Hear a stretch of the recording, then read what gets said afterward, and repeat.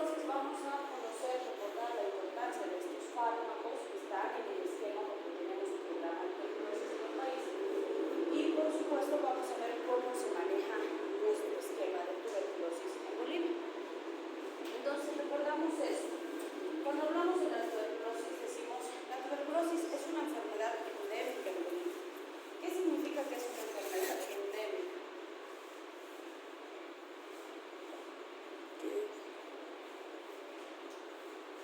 Ahí no saben qué es endémico. ¿Qué es por regiones? ¿No? ¿Por regiones podría ser? Regiones, lugares. Por regiones. Más que eso que es propia, que es característica, que siempre existe en nuestro medio, ¿sí? Entonces, fíjense, el COVID, por ejemplo, ha pasado de ser pandemia a ser endemia. Está ahí, existe y va a seguir existiendo, ¿sí?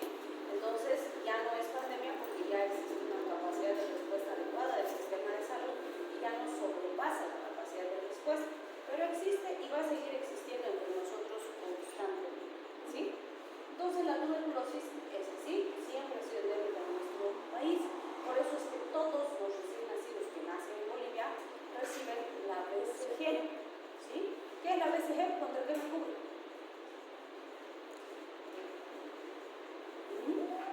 ¿Contra qué me cubre la BCG? Micobacterias. ¿Contra qué? ¡Ay, qué barbaridad, chicos! Eso es muy básico como para que no lo sepan. La BCG me cubre contra formas graves de tuberculosis, ¿sí? ¿Y eso qué significa? ¿Que si tengo BCG me puede dar tuberculosis o no? ¿Sí? ¿Y entonces para qué me vacunan? Te da no las mismas características serían, ¿no? Para que sea menos. No serían los síntomas tan fuertes como Fármacos de servicio además, ¿no? ¿Se acuerdan de las M&M? Nunca más se tiene que olvidar qué son las M&M. La tuberculosis miliar y la tuberculosis benigna, que son las formas más graves de tuberculosis. ¿De qué me protege la BCG? Estas no me va a dar, ¿sí? Pero no evita que me dé pulmonar, sí me puede dar pulmonar, ¿sí? ¿Y eso qué determina? La estadística nos dice que de cada 10 niños bolivianos, si han nacido aquí en Bolivia, cuando cumplen sus 10 años, 8 ya han tenido infección tuberculosa y solo 2 no.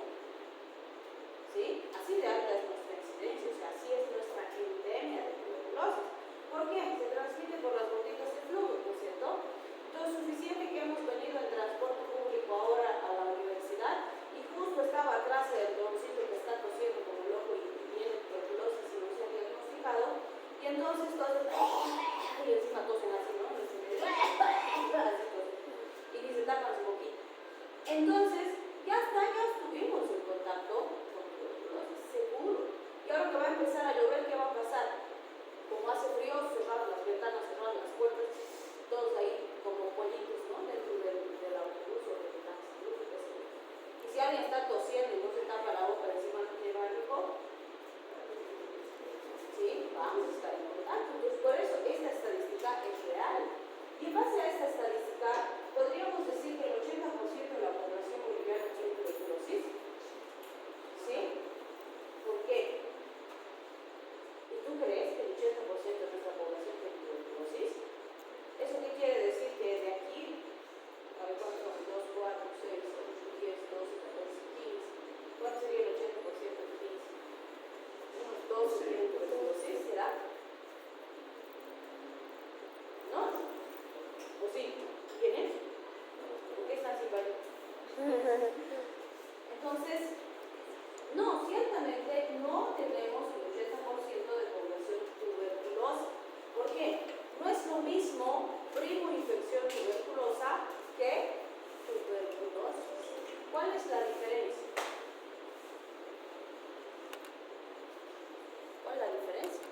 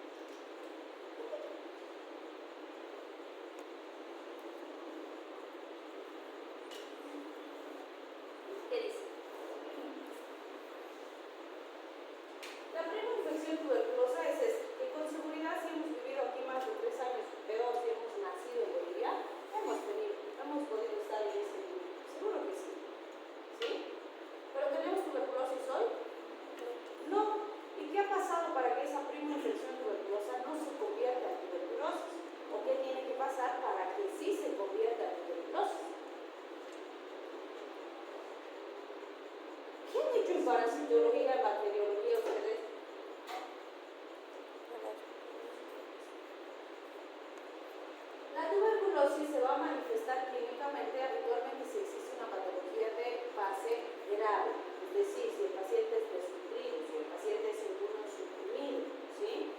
Si vive en condiciones de hacinamiento, de extrema pobreza, de sanidad precaria, ¿sí? Entonces, por eso es que si bien estos números son reales, la mayoría de estos no van a debutar con tuberculosis y van a pasar dos cosas. O su sistema inmune va a destruir y acabar con el bacilo y no va a quedar indicios de que alguna vez tuvieron la primera infección, o se van a encapsular y van a permanecer en estado latente en sus pulmoncitos o en algún lugar mientras el sistema inmune sea competente, ¿sí? Entonces, si tenemos población que tiene tuberculosis latente, con seguridad vamos a encontrar, ¿sí? Pero no hacemos screenings constantes para saber quién tiene y quién no, pero sí deberíamos, ¿sí? Vamos a ver más adelante la tuberculosis latente. Entonces, fíjense, primero, la BCG nos protege de las formas graves, no de la pulmonar. Segundo, como es una enfermedad endémica, sí tenemos gran cantidad de población que va a tener una infección en algún momento de su vida, pero el porcentaje que llega a debutar con la enfermedad es más pequeño, ¿sí? Sin embargo, sí es una patología importante en nuestro medio, razón por la cual tenemos programa de tuberculosis, ¿sí? Entonces, normalmente se clasifica la tuberculosis en pulmonar y la miliar. Dentro de la miliar está la pericárdica, la meninge, que también es de las más graves, y la gastrointestinal, pero no son las únicas, ¿no es cierto? En realidad, miliar hace referencia a cualquier lugar fuera de los pulmones, porque podría darme, por ejemplo, tuberculosis en columna, ¿sí? Podría darme, pues, no sé, el pulmón, no sé, en otra zona que no sea pulmón, ¿sí? Entonces, es muy importante considerar eso porque obviamente estas que están fuera del pulmón no van a tener sintomatología clásica de tuberculosis, porque tú no sospecharías tuberculosis de un paciente que no tose y que te dice me duele la espalda, ¿sí? Y te dice, pucha, ya no puedo caminar, no puedo, me está doliendo, que no sé qué. Vas a buscar otras cosas antes de pensar en una tuberculosis. Pero ojo, en Bolivia es algo que siempre tienen que pensar si no están logrando identificar la causa específica de la lesión de su paciente, ¿sí? En otros países, fíjense, a tal punto es diferente, no tienen tuberculosis, se la conoce como una enfermedad rara, ¿sí? Casi extinta. En España, en Suecia y demás, si ven tuberculosis se reasustan y entran en alerta sanitaria porque allá no hay. A tal punto que su población no se vacuna de BCG, no está dentro del sistema de vacunación, ¿sí?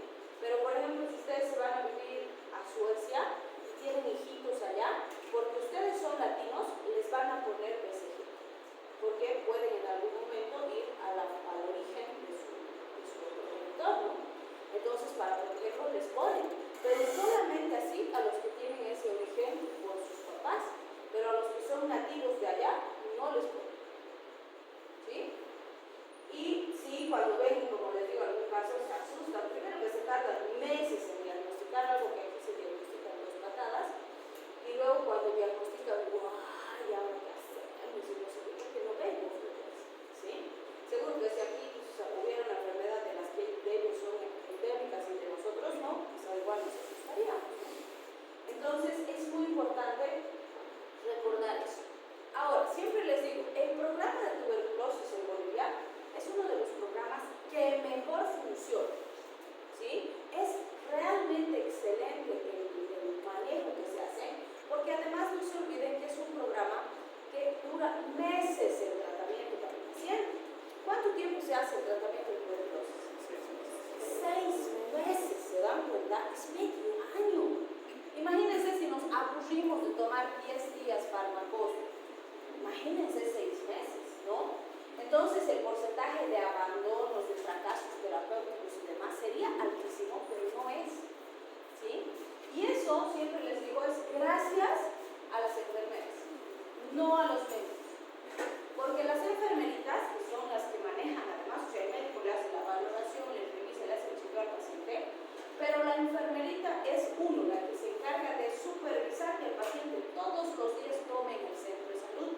Además se da el trabajito de hacerse un croquis de la casa del paciente, que quién es su vecino, que dónde lo localiza si no aparece, todo. Y si el paciente no viene al día a tomar su medicación, ella lo llama, le manda mensajes, si no le contesta, va a su casa y lo trae para que tome al centro y le jala su oreja y le dice que no puede ser tan irresponsable y demás, le da una reflexión y le advierte que tiene que ir.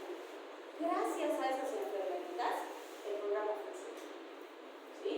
Realmente es loable el trabajo que hacen y gracias a ellas funciona muy bien el programa de tuberculosis.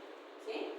Entonces, no se olviden que todos los fármacos antituberculosos están protegidos por ley.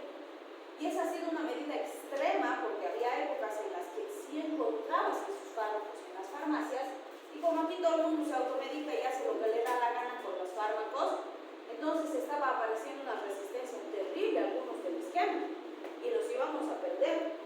Entonces, ¿qué tuvieron que hacer? Drástico. Primero, ley que prohíba la venta y la distribución de fármacos antituberculosos fuera del programa. O sea que esos fármacos se manejan solo en el programa. ¿Sí? Segundo, multas y cárcel para quien infrinja esa norma. Solamente así se ha podido resguardar a esos fármacos y por eso hasta el día de hoy los mantenemos seguros. A pesar de que llevan un montón de años y demás, la eficacia sigue siendo bastante alta. Los niveles de resistencia son bajitos, ¿sí? Pero gracias a que se ha sido así bien drástico. Se tendría que hacer eso con los otros antimicrobianos, pero es más complicado, ¿no? Pero por eso, ojo, número 1, si tienen paciente con tuberculosis, tienen la obligación de referirlo al programa, ¿sí? No pueden darle fármacos antituberculosos de forma particular. Primero, porque no va a encontrar en ninguna farmacia. Segundo, porque es ilegal, ¿sí? Y tercero, y muy importante para el paciente, es porque el Estado le paga todo el tratamiento al paciente, ¿sí? Y no solo le va a pagar los fármacos, le va a pagar los controles, los estudios que necesite y demás durante todo el tratamiento. Entonces, por esa razón es que el paciente tiene que ser referido al programa, ¿sí? Bien, este gráfico que nos muestra el caso nos dice tenemos agentes de primera línea y agentes de segunda línea. Es cierto que la streptomicina en el caso la van a ver de segunda línea. En nuestro país la streptomicina sigue siendo de primera línea, ¿sí? Entonces manejamos aquí los 5. Lo que varía es si se empieza con esquema 1 o esquema 2. En el esquema 2 es que manejamos la streptomicina, ¿sí? Estos de segunda línea, entre comillas, están de reserva. ¿Qué quiere decir? Si en algún momento los de primera línea fracasan, aparece resistencia contra alguno de ellos, entonces vamos a recurrir a estos de segunda línea para reemplazar, ¿sí? Y fíjense, por ejemplo, los que hemos visto ya, amicacina, hemos visto a la levofloxacina, ¿se acuerdan? Decíamos quinolonas. Antes aquí también estaba la ciprofloxacina, la norfloxacina, pero ya las han quitado. ¿Por qué? Porque hay altísima resistencia a sus fármacos. Fíjense que eran muy útiles, muy buenos, ya no están. ¿Sí? Entonces, a estos la resistencia está apareciendo más rápido que a estos, porque a estos los hemos resguardado con todas las que teníamos. Y así deberíamos hacer con nosotros si queremos. ¿Sí? Entonces, vean, es muy importante recordar eso. Los que vamos a ver ahora son los de primera línea, incluyendo en nuestro caso la streptomicina, que sí manejamos como de primera línea también. Bien, vamos a empezar entonces con las rifamicinas. Hay varias rifamicinas, la rifapentina, la rifamudina y demás. La que nos interesa en este caso, porque es parte del esquema, es la rifampicina, ¿sí? Rifampicina, propiedad de tuberculosis, ¿sí? Usamos este fármaco por vía oral, también se puede usar por vía parenteral. La depuración es hepática. Eso es algo bien importante con tuberculosis. Casi todos los fármacos del esquema son hepatotóxicos y por eso el paciente tiene que tener su perfil hepático antes de iniciar el tratamiento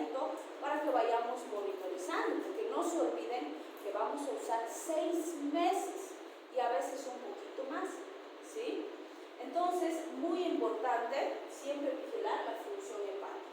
También tener cuidado con otras cosas que puedan empeorar o aumentar la toxicidad hepática.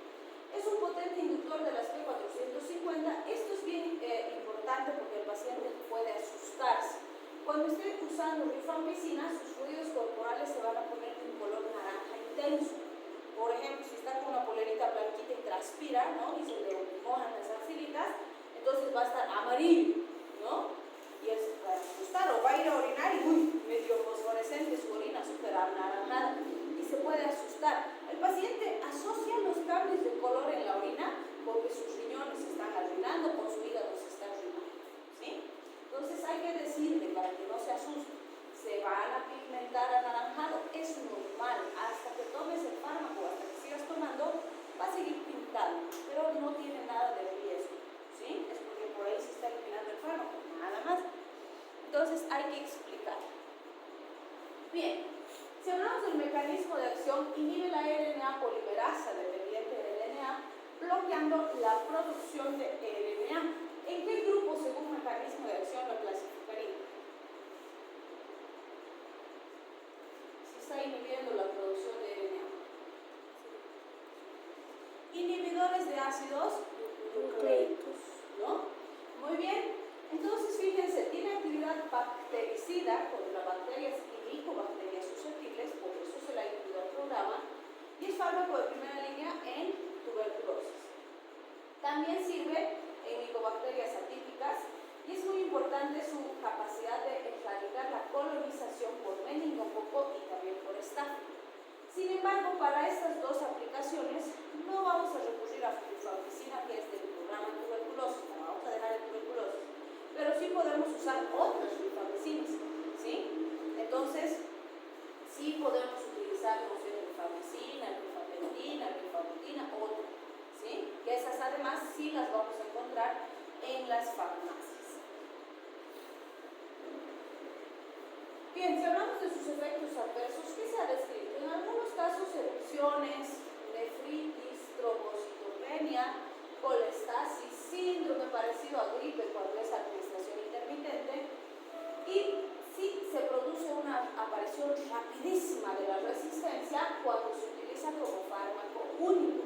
Y fíjense, esta ha sido una de las razones por las que se ha normado tan estrictamente la utilización de estos fármacos. Porque ¿qué pasaba? Iba el paciente con tos a la farmacia y le metían una rifampicina. Y a tiro de resistencia. Entonces estábamos por comprender estos fármacos, ¿sí?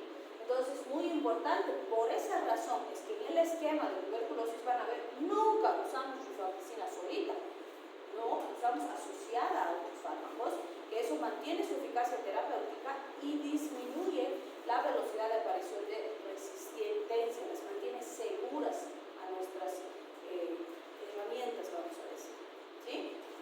Bien, algo muy interesante es esto, fíjense, la rifampicina y la rifabutina, cuando se asocian a los anticonceptivos orales, han demostrado una disminución en los niveles hormonales que genera el anticonceptivo oral.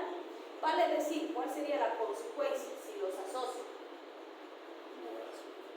Un embarazo no deseado, ¿sí? Porque va a fracasar el anticonceptivo oral en su objetivo de generar la anticoncepción, ¿sí? Y sí había un caso muy interesante que una pacientita que no se quería embarazar estaba demandando a su médico porque no le había informado que este riesgo existía y se había embarazado usando anticonceptivos orales.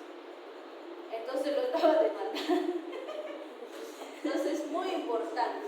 No se olviden avisar a la pacientita si es femenina, preguntarle qué método, si usa un método de anticoncepción y si usa anticonceptivos orales, hay que reforzar o cambiar de tratamiento, ¿sí? Vale decir, no sé, podríamos reforzar que mantenga y que use un método de barrera más, ¿no? O mejor cambiar a otro método que sea más eficaz y que no se afecte como fármaco, porque 6 meses va a tomar la medicación, ¿sí? Entonces sí es importante hacer referencia a esa característica. Bien, ¿quieren descansar un ratito? ¿Ya? Se puede administrar de repente oral intravenosa. Es muy importante vigilar la función hepática, como ya lo vimos con el anterior, y se pueden reducir los niveles de fenitoína. ¿Para qué se usa la fenitoína? Ya visto, eso ya visto. La fenitoína es un anticonvulsivante, ¿sí? Entonces, si por alguna razón el paciente ni siquiera termina con el tratamiento de sus convulsiones, hay que tener mucho cuidado porque la isoniazida puede disminuir sus niveles y hacer que fracase el tratamiento, vale decir que el paciente convulsa, ¿sí? Entonces, durante el tratamiento, que va a ser de 6 meses, insistimos, habrá que considerar si necesitamos hacer un cambio de fármaco, ¿sí? ¿Qué es lo que hace la isoniazida? Inhibe la síntesis de los ácidos glicólicos, que son componentes esenciales de las paredes celulares de las micobacterias. Vale decir, estaría actuando en la pared bacteriana, ¿cierto? Como todo inhibidor de pared, es bactericida contra cepas susceptibles de micobacterias, principalmente Mycobacterium tuberculosis. Bien, cuando utilizamos isoniazida entonces sigue siendo de los agentes de primera línea de tuberculosis, que es su uso principal, y también se usa en el tratamiento de la infección latente. Este es un punto muy importante.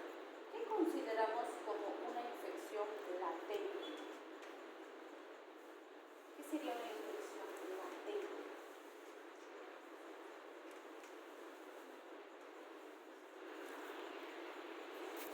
Está en modo blando hoy día, ¿qué les ha pasado?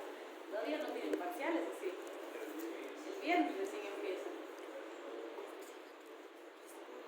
Una infección latente es aquella que está en el organismo del paciente, pero que no está activa, ¿sí? Como decíamos, de esos que han tenido su prima infección, alguno puede haber convertido o se puede haber encapsulado y se ha convertido en una infección latente. Por lo tanto, como está inactiva, no produce síntomas en el paciente, ¿sí? Entonces, la pregunta es, si no hay síntomas, ¿cómo diagnosticamos? Porque si mi paciente no tiene ningún síntoma, no le voy a pedir estudios, radiografía, qué sé yo, la citoscopía menos, ni tos tiene. Entonces, ¿cómo hago el diagnóstico de mis infecciones latentes?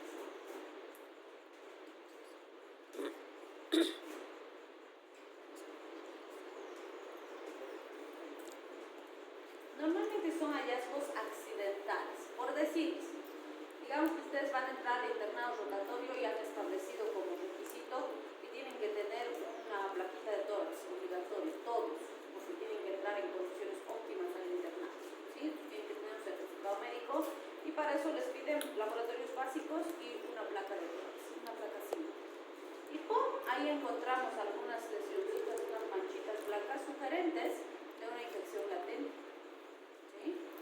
Entonces, son hallazgos que se hacen de forma accidental. Como les decía, con estos antecedentes que tenemos, los antecedentes de la endemia, etc., deberíamos hacer screenings a toda nuestra población, en los colegios, en las universidades, y seguro que nos encontramos con infecciones latentes en una cantidad importante de población, porque la enfermedad latente, o la infección latente más bien, no debuta con síntomas, ¿sí? Y por eso pasa sin diagnóstico por años, y puede ser que nunca nos enteremos que había esa infección, ¿sí?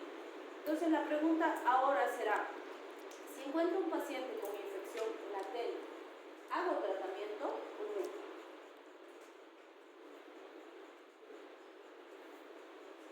Está asintomático, no tiene ningún síntoma. ¿Debo hacer tratamiento o no?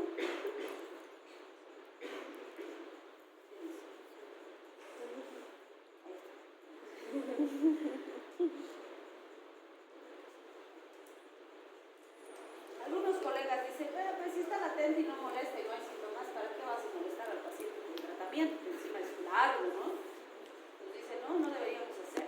Y otros dicen, es un delito no hacer un tratamiento de este tipo. ¿Por qué? Puede atrapar más adelante. ¿Ya? ¿En qué situaciones? Recuerden que la tuberculosis está clasificada actualmente como una enfermedad reemergente. ¿Qué implica que sea una enfermedad reemergente?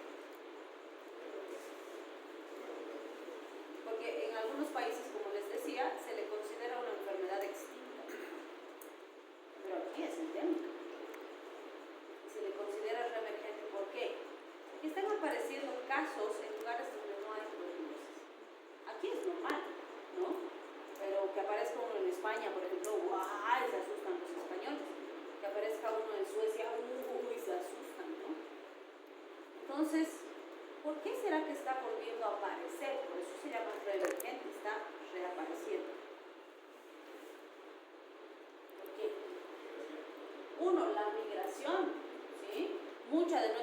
población va a migrar, ya ha migrado a otros países, ¿no? Muchos de la Unión Europea, otros de América del Norte, etc. Pero la pregunta es, ¿el hecho de migrar será suficiente para que aparezca tuberculosis en otros lugares?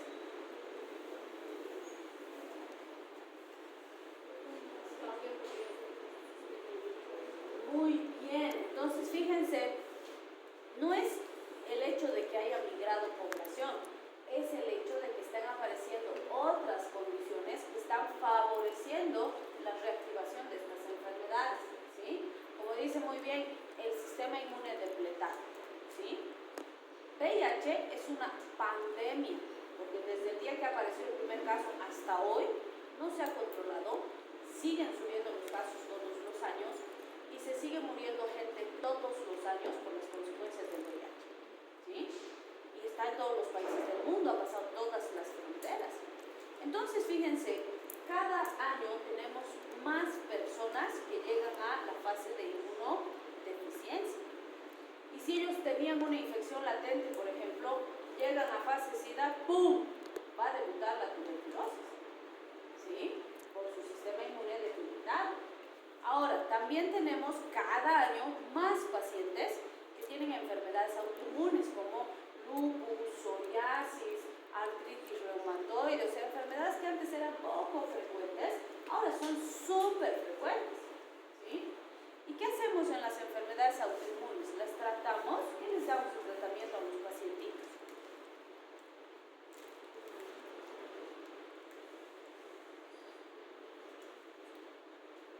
¿Se curan las enfermedades autoinmunes?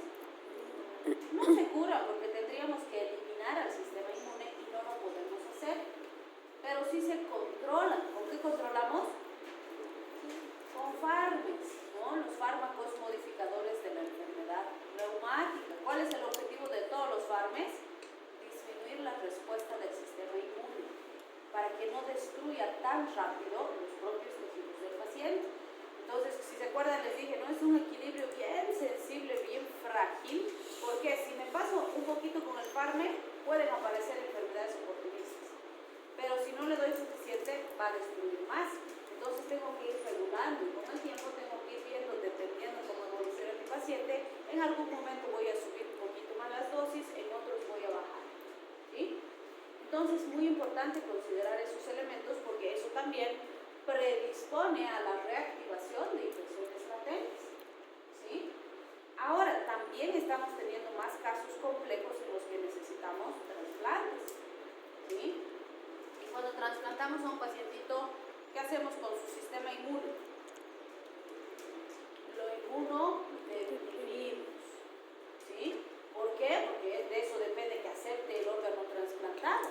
Entonces, ahí también se puede reactivar una tuberculosis latente, ¿se dan cuenta?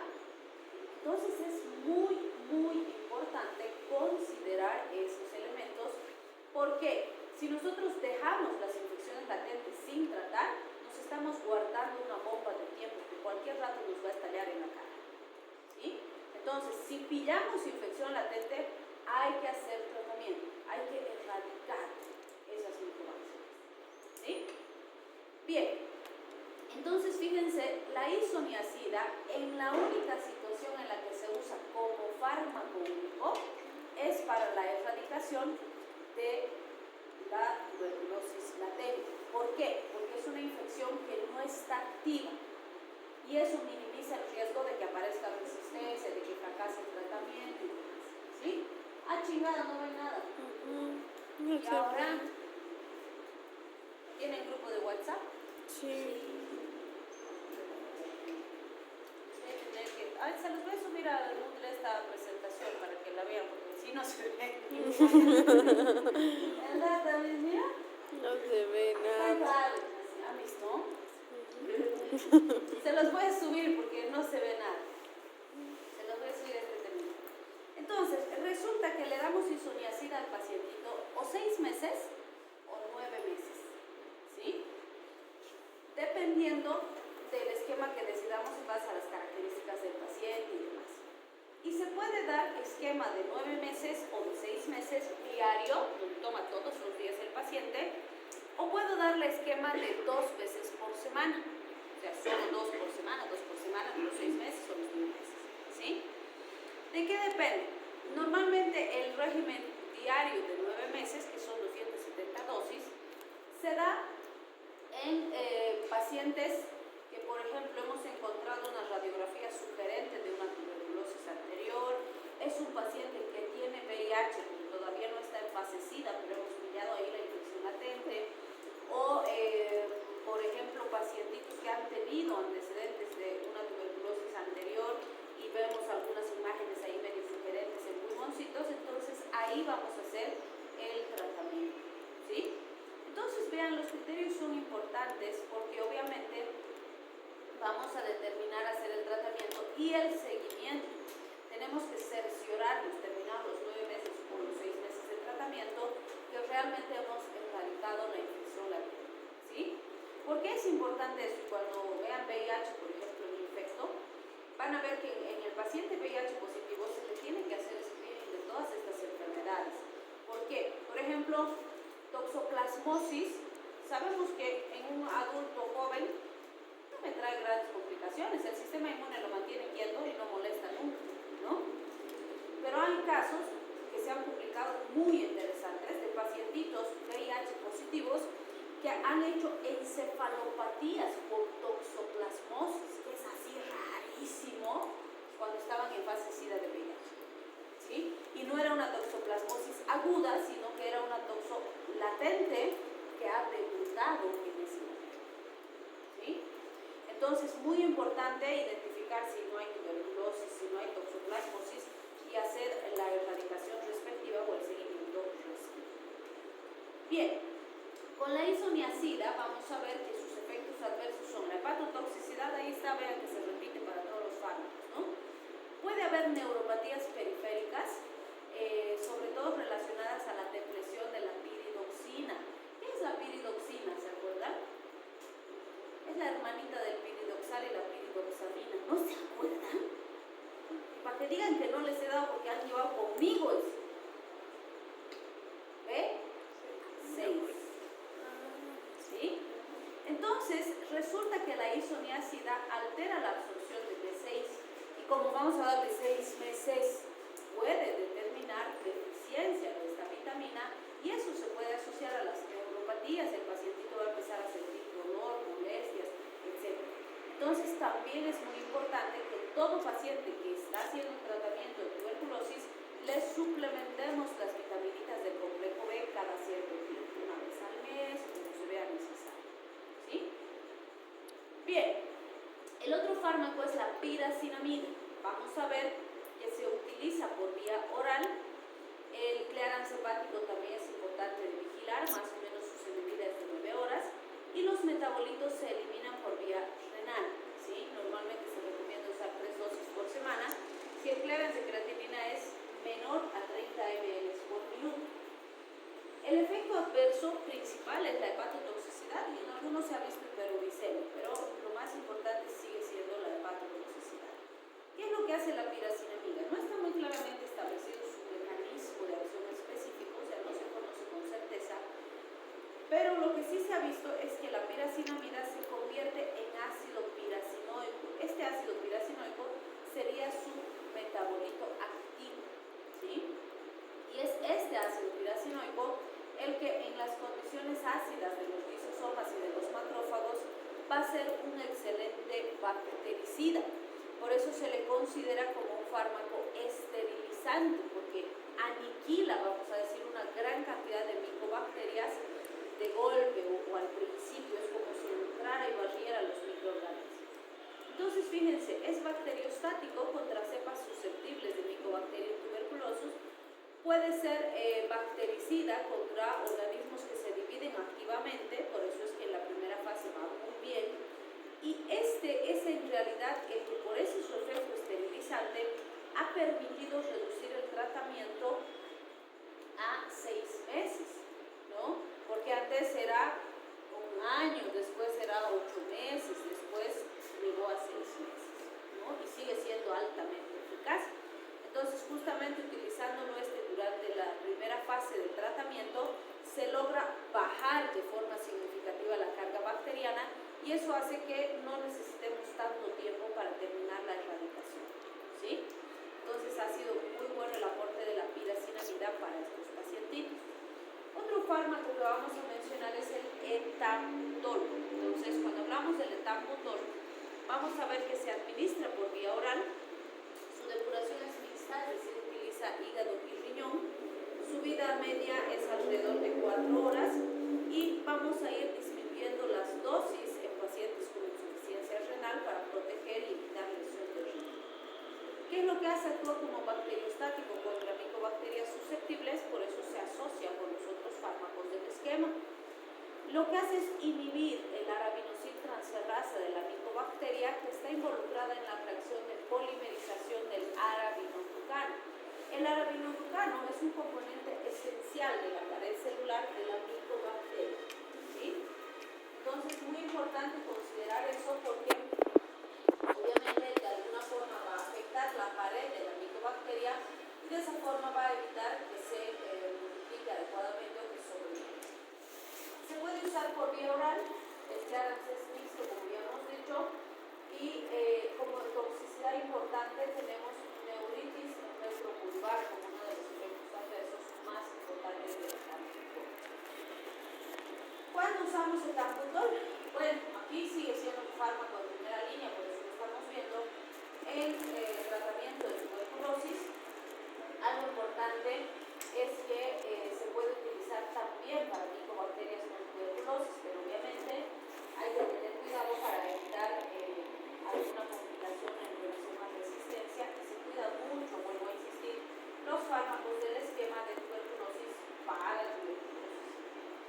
Bien, y la otra es la streptomicina, que como les decía, había ciertas épocas donde había niveles de resistencia bastante altos y eso ha determinado que salga de los de primera línea.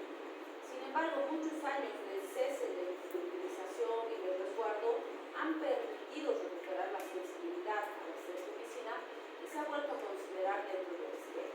Y en nuestro país se considera dentro del esquema o de los fármacos de primera línea. Esos son los 5 que se considera, aunque en otros países se los reserva para segunda línea, no se maneja en primera línea. Pero van a ver en nuestros esquemas por qué se ha introducido la streptomicina. Entonces esta pertenece al mismo grupo de la amicacina y demás. ¿Qué grupo era? ¿Se acuerdan?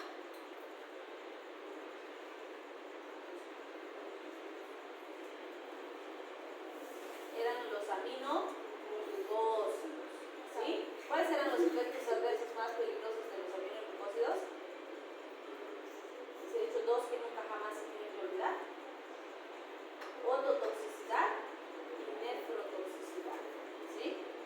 Bien, entonces fíjense, se puede administrar intramuscular o intravenoso, la eliminación va a ser renal, la vida media es de 2.5 horas y en general se inicia con una sola dosis diaria y después se puede dar 2 veces por semana dependiendo de las necesidades en cada caso en particular. El espectro es muy importante sobre micobacterias, por eso es parte del programa. ¿Qué es lo que hace? Inhibe la síntesis proteica actuando en la subunidad 30S, ¿sí? Unidad menor. Se une específicamente al fragmento 16S del RNA ribosomal y así interfiere con la síntesis de sus proteínas. Entonces, ¿para qué se usa? En pacientes con tuberculosis que requieren o donde es deseable un fármaco inyectable en el tratamiento, sobre todo en cepas resistentes. Vamos a ver que este detalle es muy importante porque esto es lo que determina la inclusión de streptomicina en el esquema 2, ¿sí? Entonces fíjense, ototoxicidad, nefrotoxicidad, sus principales efectos adversos. Esta tablita nos muestra los fármacos antituberculosos, un resumen, este lo tenemos dividido, fíjense, nos dice fase intensiva, duración mínima 8 semanas, vale decir, nos dice 2 meses, los 2 primeros meses. En la fase de continuación nos dice duración mínima 18 semanas. ¿Cuántos meses serían 18 semanas?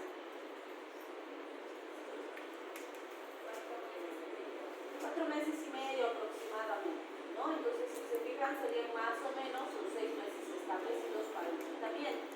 Pero esto es lo que se maneja afuera más teóricamente, porque no manejan mucho pacientes de tuberculosis, y esto es lo que tenemos en el caso, ¿no? Y nos dice ahí están sus siglas, incluso van a ver que las siglas que utilizan para la abreviación de los fármacos son diferentes. Y si se dan cuenta aquí, en todas las fases tiene solo 4 fármacos, ¿sí? En cambio, en nuestro país utilizamos 2 esquemas de tratamiento, tenemos esquema 1 y esquema 2, ahorita los vamos a ver. Entonces, fíjense en nuestras siglas, nosotros abreviamos así: R para rifampicina, H para isoniazida, Z para piracinamida, E para carbutol y S para streptomicina, porque usamos los símbolos, ¿sí? Entonces, aquí tenemos las dosis, que algunos fíjense son diarios, otros intermitentes 3 veces por semana. Ahí tenemos vial, ahí tenemos comprimidos y tenemos también tabletitas asociadas, que va a depender del esquema para ver cuál vamos a utilizar. Entonces, esto es bien importante. Aquí está nuestro esquema 1 y aquí vamos a ver nuestro esquema 2. Es cierto que hay una variación importante en estos dos esquemas, porque estas son las tablas que hicieron en primera fase para lo que sería el tratamiento de 8 meses, ¿sí? ¿Cuál es la diferencia? La segunda fase, que aquí muestra 6 meses, la vamos a reducir a 4, ¿sí? O 5 semanas aproximadamente. Entonces, fíjense, nos dice el esquema 1 es 2-RHZE, 6-HE. ¿A qué se refiere eso? Me dice 2 meses, o sea, 60 dosis, le voy a dar rifampicina, isoniazida, piracinamida y etambutol. Eso es, ¿no? Rifampicina, isoniazida, piracinamida y etambutol, 4 fármacos, ¿sí? Y 6 meses le voy a dar solo 2 fármacos, isoniazida y etambutol. Pero obviamente ahora aquí ya no es 6 meses, es 4 meses, ¿sí? Entonces, 2 meses le voy a dar los 4 fármacos y 4 meses le voy a dar 2 fármacos, que serían la isoniazida y el etambutol. Todo, o sea, todo el esquema, tanto la primera como la segunda fase, deben ser con administración observada por el personal de salud en el centro de salud. Vale decir, todo paciente con tuberculosis va a ir todos los días al centro de salud a tomar su medicación delante de la enfermerita que le va a mirar de todo, ¿sí? Entonces, gracias a eso, como ya les había mencionado, el programa trabaja muy bien, ¿sí? Entonces, fíjense, si aquí eran 6 meses, eran 180 días. Si fueran 4 meses, ¿cuántos días serán?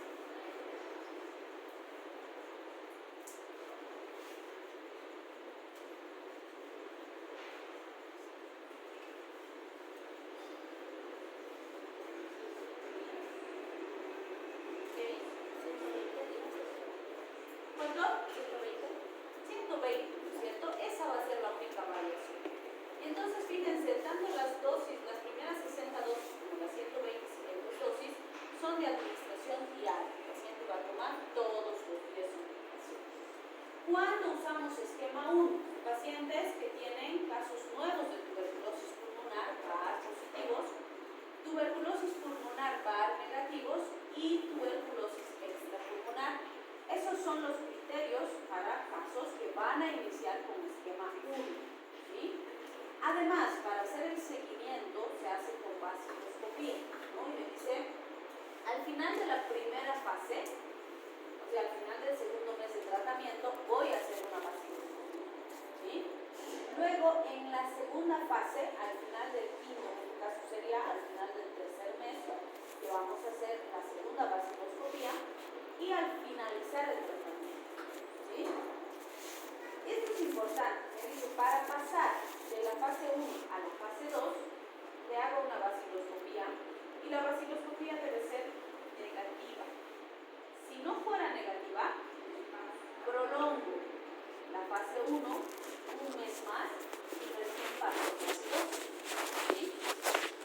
Entonces, la pregunta será, si he iniciado esquema 1 en tuberculosis pulmonar VAR negativo o en una tuberculosis extrapulmonar, ¿qué hago con este criterio?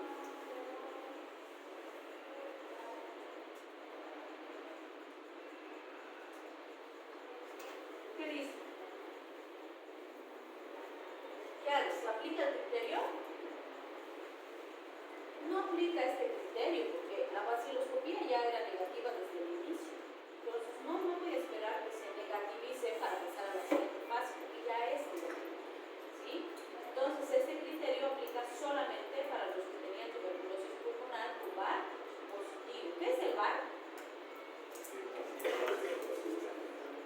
Bacilos alcohol ácido resistentes. ¿Y para qué me sirve?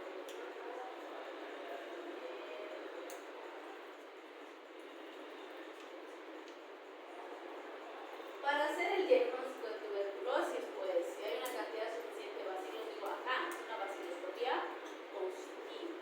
¿Sí? ¿Verdad? Está en modo plano el término, y allá vamos a ver. Entonces, fíjense, en el esquema 2 me dice voy a usar 2 meses de RHZS, 1 mes de RHZE y 5 meses de RHE. ¿Sí? Que en realidad aquí, en nuestro caso, serían 3, porque ahí son 6 meses.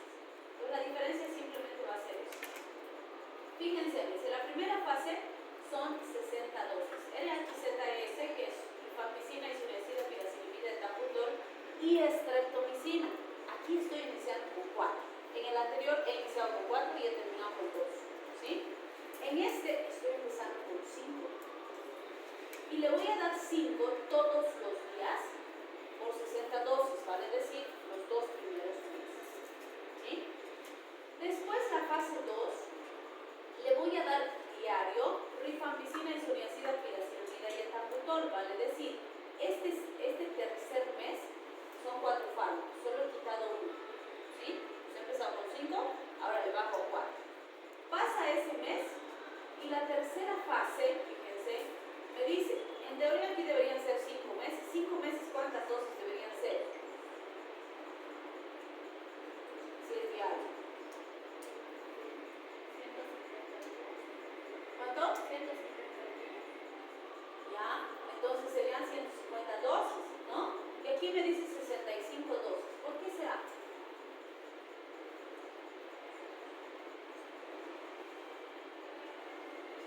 Porque fíjense, es administración interdiaria.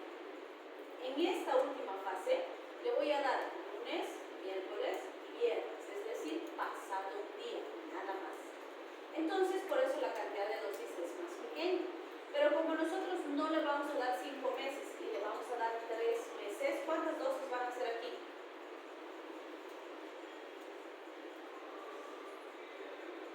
Serían 12 por mes y vamos a darle 3 meses. ¿Cuántas serían? ¿Cuánto? 26. 36. Entonces serían 36 dosis. ¿Sí? Porque le vamos a dar lunes, miércoles y viernes. Y por eso dice rifampicina, isoniazida, etambutol, y nos dice 3. Entonces fíjense, he iniciado con 5, en la segunda fase le he bajado a 4 y en la tercera fase le he bajado a 3. ¿Sí? ¿Por qué este esquema, si se dan cuenta, es más agresivo que el anterior? Usa más fármacos en el paciente. Porque fíjense, para iniciar esquema 2, ¿qué casos son? Primero, casos que ya han sido previamente tratados.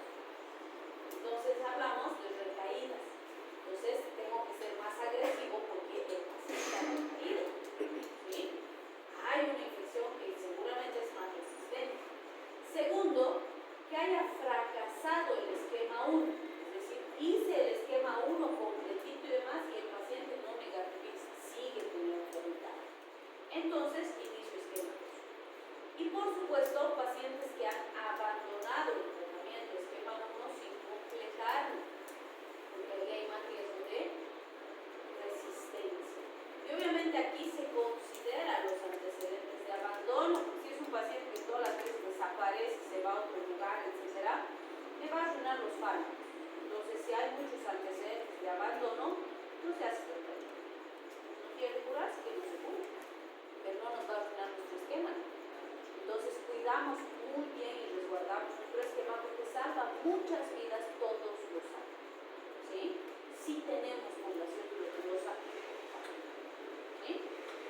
Bien, entonces fíjense, igual se hacen vaciloscopías de control, me dice al final de la segunda fase, en la tercera fase y al finalizar el tratamiento. tiene. Y el criterio es el mismo. Para pasar de la segunda a la tercera fase, la vaciloscopía debería ser negativa. ¿Sí? Obviamente siempre y cuando haya sido positiva al iniciar el test. Si no es negativa, entonces se prolonga un mes más la fase 2 antes de pasar a la fase 3. ¿Sí? Por eso les decía, sí, 6 meses, pero a veces es un poquito más. Si hacemos esto va a ser un mes más, ¿no? Entonces sí puede prolongarse. Muy bien, entonces con eso habríamos terminado antibiofactorial. ¿Dudas? ¿Preguntas?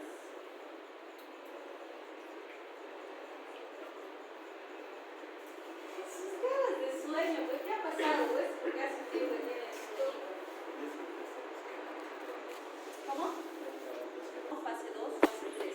Sigue positivo en la segunda fase. Si terminas en la segunda fase, tienes que hacer vaciloscopía para iniciar la tercera. Si sigue positivo, no inicies. Continúas un mes más con esa fase, repites la vaciloscopía, ya se ha negativizado, recién pasas a la tercera fase. ¿Sí? Dentro del esquema, y nosotros manejamos esos dos. Afuera solo manejan esquema 1, no manejan esquema 2. Que como la incidencia es súper bajita, es más, cuando encuentran tuberculosis, y como les decía, ¿no? Alerta sanitaria, una enfermedad extinta, renacido, ¿no? Entonces se asustan y lo aíslan al paciente, no sé qué. Entonces, ¿Y qué es que no manejan para los pacientes que tienen VIH? da medicación con antihistamínicos y demás para tratar de que tolere los fármacos, pero si la reacción es muy intensa, no va a poder hacer el tratamiento. ¿Sí? Y es complejo, ¿no? Porque obviamente, si a eso le aumentamos que además es VIH positivo, va a tomar sus fármacos para sus retrovirales y va a tomar el tratamiento para el esquema de tuberculosis. Pero hay que vigilarlo más, porque todos estos fármacos son hepatotóxicos y nephrotóxicos. Pero los va a tener que tomar, porque dejarle con tuberculosis es un riesgo mayor para el paciente VIH positivo. Porque llegan a migrar, el TB migra. Por ejemplo, Claro, porque del foco pulmonar puede aparecer en otras localizaciones y complicarse, como les decía, es toxoplasmosis meningia, que jamás se había visto antes hasta que hemos tenido pacientes VIH positivos en fase 5. porque cuando estaba en el hospital había un paciente que tenía TB pero mediano. Ya estaba era muy difícil, ya estaba en la parte final. Y es lo más raro porque el paciente solo estaba con 5 años con VIH, ni siquiera 10. Y es lo más raro porque el paciente, como estaba en la cárcel, no llegó Es que a- eso puede haber catalizado, ¿no? O sea, el hacinamiento, la mala alimentación, las medidas del ambiente y la propia parte psicoafectiva hace que se acelere la evolución de la enfermedad. Entonces, sí, o sea, si bien sabemos que la mayoría de 10, 15, hasta 20 años pueden estar en periodo de ventana, no es para todos. También en los niños, por ejemplo, es bien triste en las guaguitas porque normalmente es congénito y 4 o 5 añitos ya están en fase SIDA.